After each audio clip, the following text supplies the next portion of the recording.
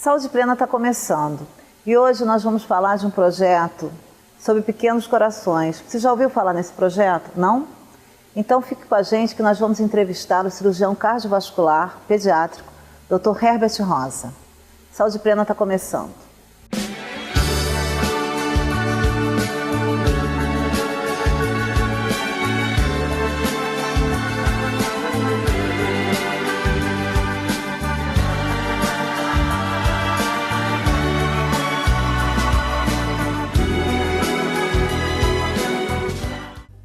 Herbert, como é que está a situação da cirurgia cardíaca pediátrica? Bem, Suzana, a cirurgia cardíaca pediátrica, hoje em dia, é uma especialidade voltada para grandes centros, né? Rio, São Paulo, Curitiba, né? Porto Alegre. No interior do Brasil, é uma especialidade ainda em baixa, né? Por tudo que envolve a especialidade, a estrutura, os profissionais envolvidos. Então, como eu, particularmente, sou de fora, né? Moro em Campos já há muito tempo, mas não sou daqui, fiz a especialidade fora da cidade. Mas você fez faculdade de medicina em Campos? Fiz, me formei aqui em Campos, mas fiz a minha formação fora, né? Eu fiz a minha formação em Goiânia, comecei em Goiânia, que eu sou de Goiânia, depois continuei no interior de São Paulo, né? Em São José do Rio Preto, que é um centro grande, né? De formação nessa área, né? Muito bom, muito desenvolvido, que é perto de outra cidade também muito boa, que é Ribeirão Preto, que também tem um serviço muito bom. E acabou que com isso eu vim para Campos, né? Aqui em Campos eu não desenvolvo a cirurgia cardíaca infantil. Aqui eu trabalho somente com a parte de adulto, né? Cirurgias comuns em pacientes adultos.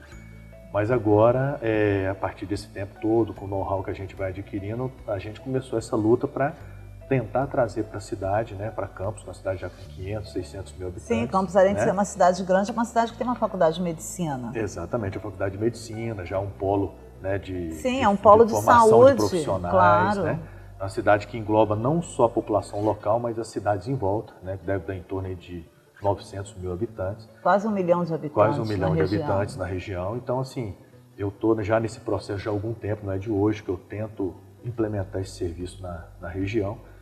Venho lutando, assim, eu não perco a esperança de um dia vir a ter serviço na nossa cidade, entendeu? Principalmente em Campos, que é uma região que é polo de referência para todo mundo. Quando nós falamos em patologia pediátrica, a gente fala geralmente já congênita. Sim, sim. Então, hoje, a cada dia que passa, a medicina, a capacidade de fazer diagnóstico intraútero está cada vez maior. Sim. Então, você pode dizer para a gente como que está essa relação de patologias para 100 crianças nascidas vivas, quantas mais ou menos virão a ter alguma patologia cardíaca? Hoje, de cada 100 crianças nascem, né?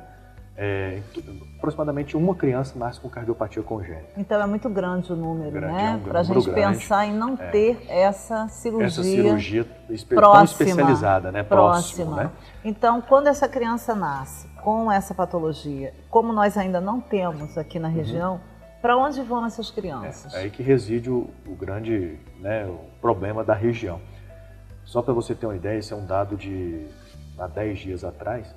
Hoje existe, por exemplo, dados da Secretaria Municipal de Saúde. Existem hoje aproximadamente 130 crianças na fila de espera por uma cirurgia da nossa região. De Campos, né, da região norte e noroeste fluminense. Então, de 130 crianças aguardando uma cirurgia cardíaca infantil. Daí nós estamos falando de crianças que já fizeram o diagnóstico, já têm a patologia e têm indicação cirúrgica. Fora as outras crianças que às vezes nem sabem que tem a patologia, né? Sim, que nasceram sem diagnóstico e o diagnóstico ainda não foi feito. Não foi feito ainda. Então você vê que existe o volume para ter essa especialidade na região, só agora a gente depende realmente do...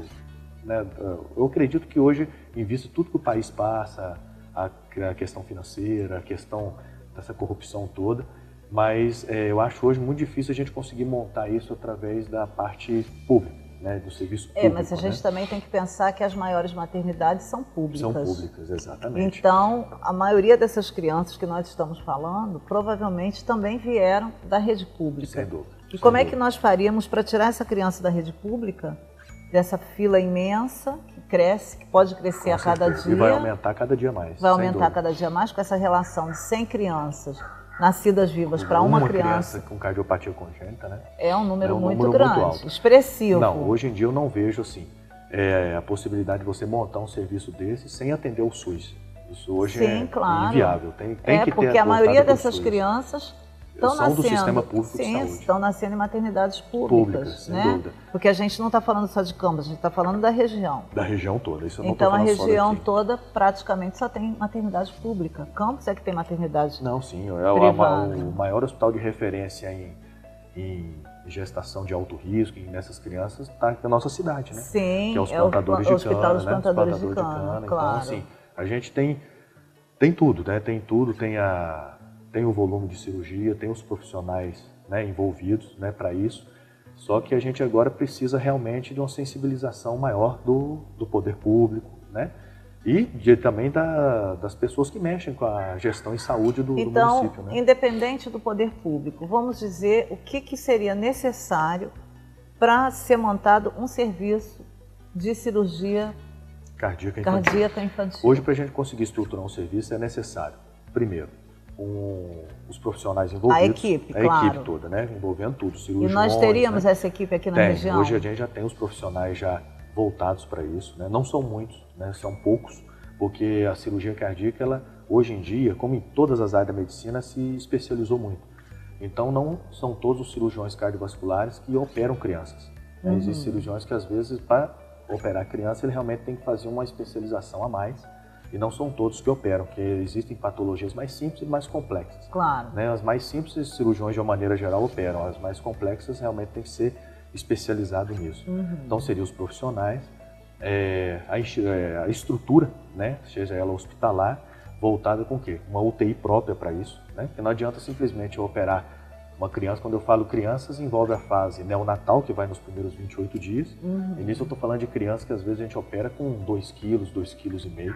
Então, quer dizer, a gente precisa ter uma estrutura voltada para receber essas crianças. E isso envolve o quê? Uma UTI especializada nisso, né? Não adianta eu operar uma criança dessa e depois eu não ter onde colocar a criança. Seria uma UTI especializada pós-cirurgia cardíaca. De pós-operatório de cirurgia cardíaca infantil.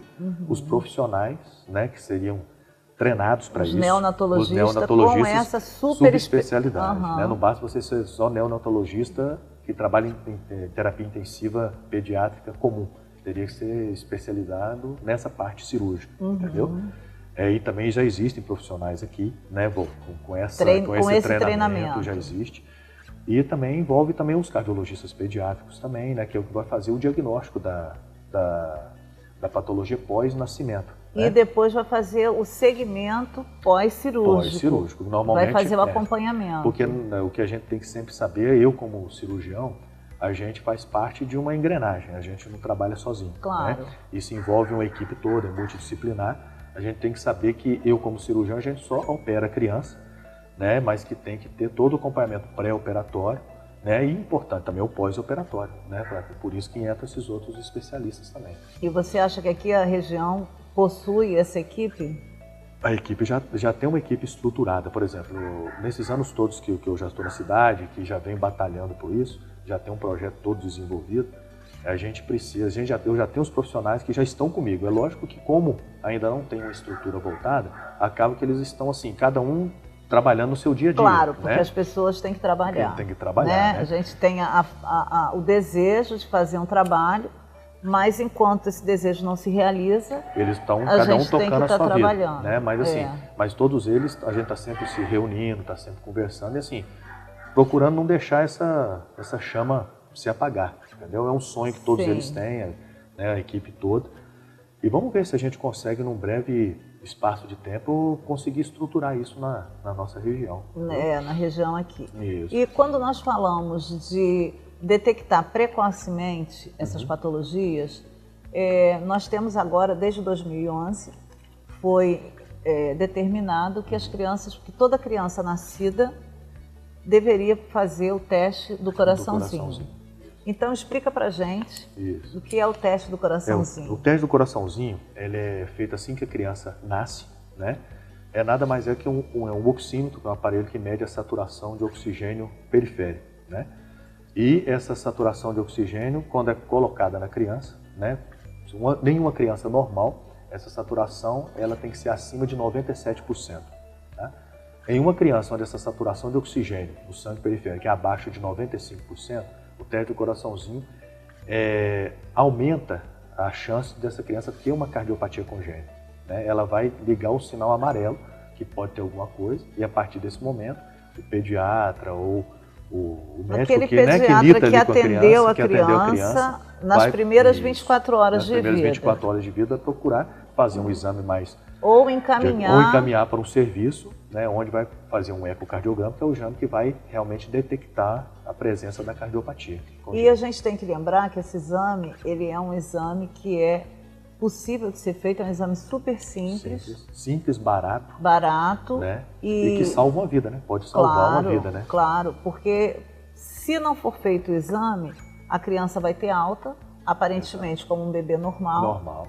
E aí as coisas podem ir complicando e chegar a um ponto que a família corre de um médico para o outro e não sabe para onde levar. Isso que você falou procede totalmente, porque às vezes a criança tem alta, vai para casa, e são aquelas crianças que às vezes depende de alguma estrutura anatômica que ainda está permeável após o nascimento, mas que com o decorrer 48, 72 horas de vida, aquela estrutura começa a se fechar e começa a desenvolver os sintomas da cardiopatia.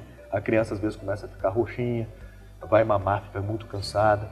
Aí é quando a mãe ou o pai volta para o pediatra, né, de origem, aí que ele vai ver que realmente pode ter uma cardiopatia. Isso aí já poderia ter sido diagnosticado dentro do hospital sem a alta hospitalar. Antes da alta hospitalar. Exatamente, antes da alta hospitalar. Por isso que esse exame foi estipulado e todas as maternidades têm que cumprir.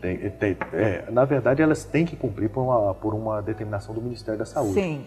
Mas pela situação toda que a gente comentou antes da saúde no país, algumas realmente não têm, né? Apesar de ser uma coisa muito barata, mas não tem, entendeu? A gente tem lutado, por exemplo, nos plantadores, algumas já têm procurado usar esse oxímetro, entendeu? Na Beneficência Portuguesa também, que são instituições onde já tem essas UTIs neonatais, né, que trabalham com isso.